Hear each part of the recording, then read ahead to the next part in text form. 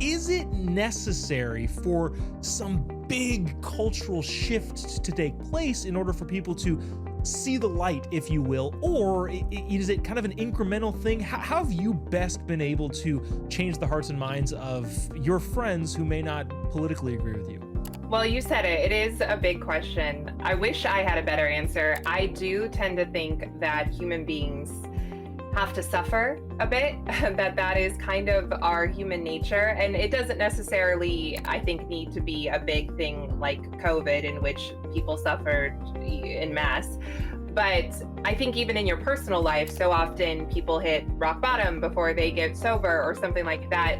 We kind of are built in such a way that oftentimes we have to suffer before we really do change. And that was my experience, at least. Not that I had not suffered before 2020, but like I said, it was the first time it was like smacking me in the face that my suffering was being directly caused by these policies that the Democrats were promoting. And when a moment like that happens, it's hard to look away from it, and it does jolt you awake, for lack of a better word, and suddenly you start paying attention, whereas before you had the luxury of not paying attention and just going every 4 years to vote for the Democrat and thinking you were being a good person. I do think, I like to think that even if COVID hadn't happened and the hypocrisy with BLM, that I would no longer be a Democrat, because I've watched them just get crazier and crazier.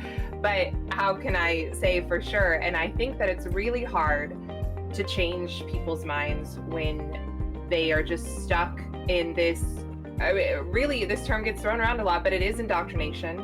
It is brainwashing. We're so divided in so many ways, and we have like different views of reality. And oftentimes on the left, they don't even recognize objective reality or objective truth.